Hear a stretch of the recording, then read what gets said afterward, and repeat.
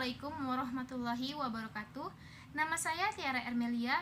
Saya berasal dari Fakultas Ekonomi dan Bisnis Islam UIN Sumatera Utara, Prodi Ekonomi Islam, Stambuk 2019, kelas EKI 2C.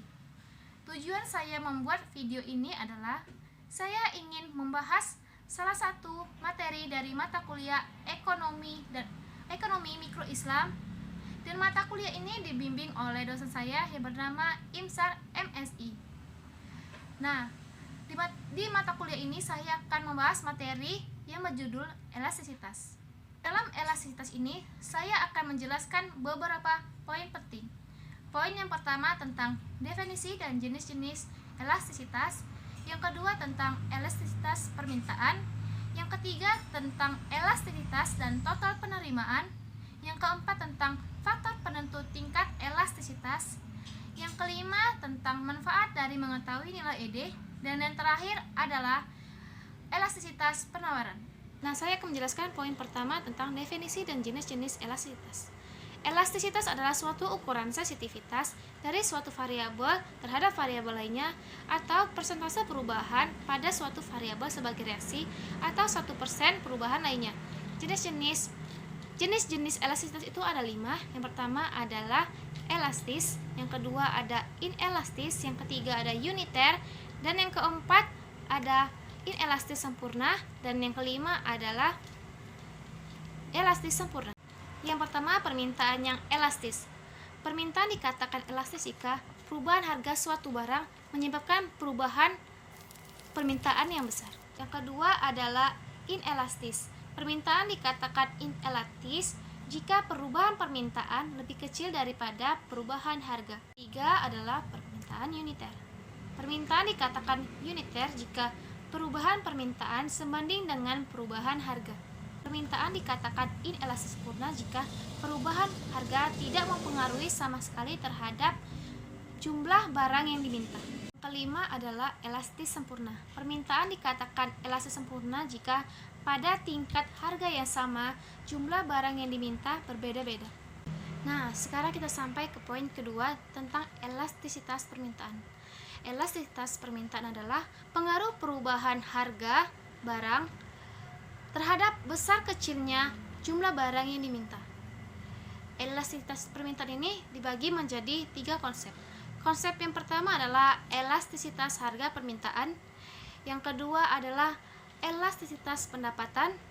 Yang ketiga adalah elastisitas harga silang. Saya akan menjelaskan konsep yang pertama, yaitu elastisitas harga permintaan atau yang sering disebut dengan price elasticity of demand, yaitu ukuran seberapa besar perubahan jumlah barang yang diminta dari suatu barang yang merespon.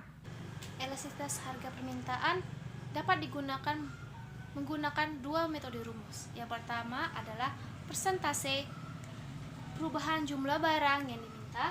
Yang kedua adalah persentase perubahan harga barang. Nah, saya akan menjelaskan rumus persentase perubahan jumlah barang yang diminta.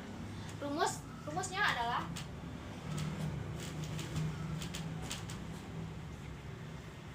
delta Q, persentase delta Q sama dengan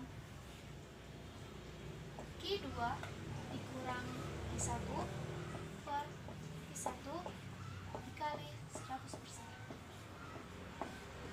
Sementara rumus persentase perubahan harga barang itu adalah persentase delta T sama dengan T2 kurang T1 per T1.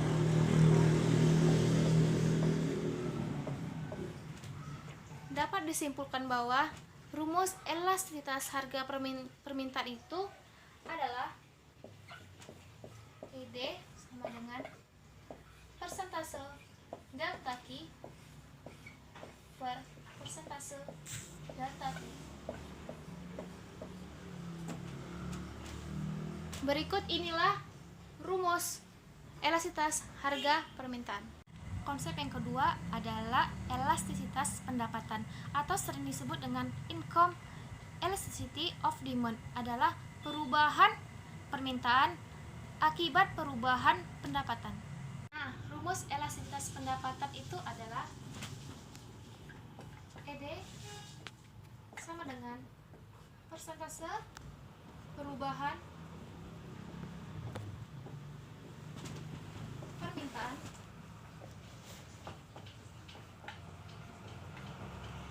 per persentase perubahan pendapatan.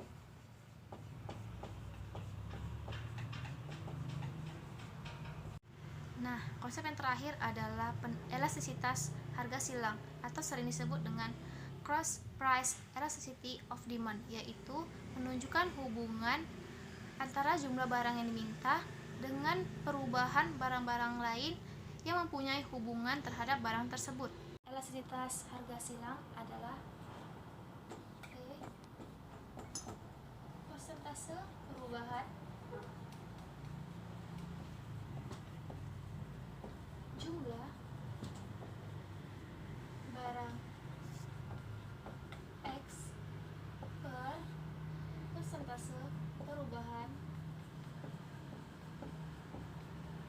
harga barang Y, atau E sama dengan delta QX per delta PY dikali PY per QX, yang dimana QX adalah jumlah barang X yang diminta sementara PY adalah harga barang Y. Nah, saya akan menjelaskan poin yang ketiga tentang elastisitas dan total penerimaan. Hubungan elastisitas dan total penerimaan akan saya jelaskan di tabel berikut. Nah, jika koefisien elastisitas lebih besar dari 1, jika harganya turun, maka penerima total naik. Nah, jika harga naik, maka penerima total turun. Kemudian, jika koefisien elastisitas kurang dari 1, jika harga turun, maka penerimaan total juga akan turun. Dan jika harga naik, maka penerimaan total juga akan naik. Dan yang ketiga, jika koefisien elastisitas sama dengan 1, maka jika harga konstan, maka penerimaan total maksimum. Nah, hari ini saya akan menjelaskan poin keempat tentang faktor penentu tingkat elastisitas. Ada berapa sih faktor-faktor penentu tingkat elastisitas harga?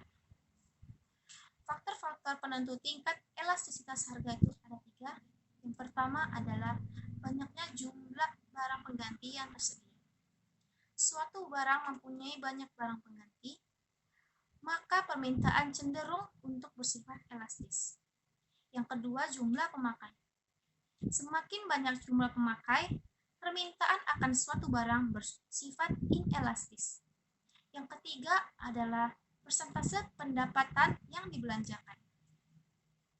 Semakin besar bagian pendapatan yang dilakukan untuk membeli suatu barang, semakin elastis permintaan terhadap barang tersebut. Dan yang keempat adalah jangka waktu analisis. Semakin lama jangka waktu di mana permintaan itu dianalisis, semakin elastis permintaan terhadap barang tersebut. Saya akan menjelaskan poin kelima tentang manfaat dari mengetahui nilai ED. Secara teori dan praktek, ada beberapa manfaat dari mengetahui nilai ED suatu barang. Manfaat itu misalnya kebijakan impor, perpajakan, atau penjualan produk baik dilakukan pemerintah maupun swasta.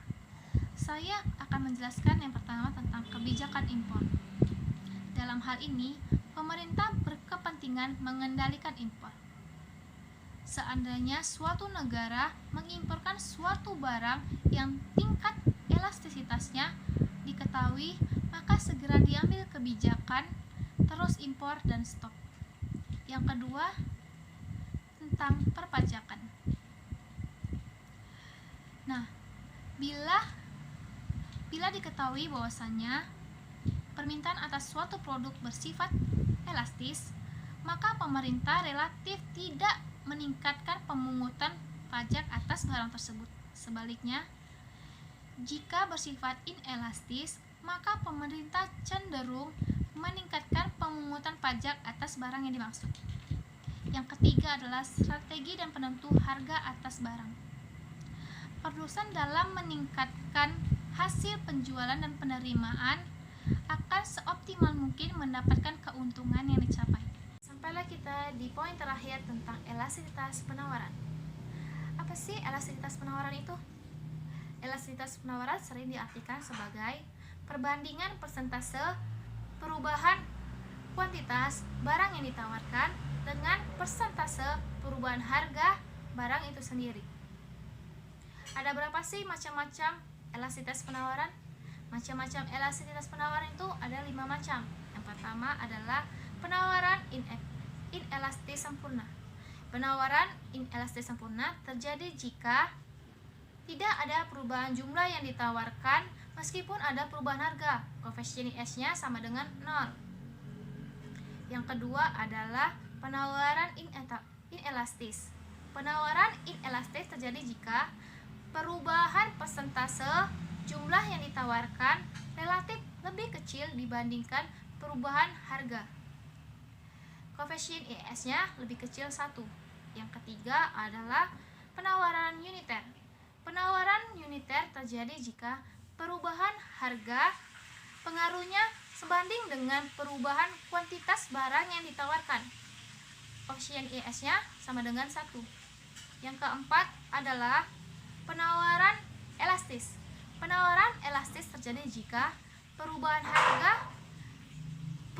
harga pengaruhnya cukup besar terhadap perubahan kuantitas barang yang ditawarkan. Koefisien IS-nya lebih besar 1.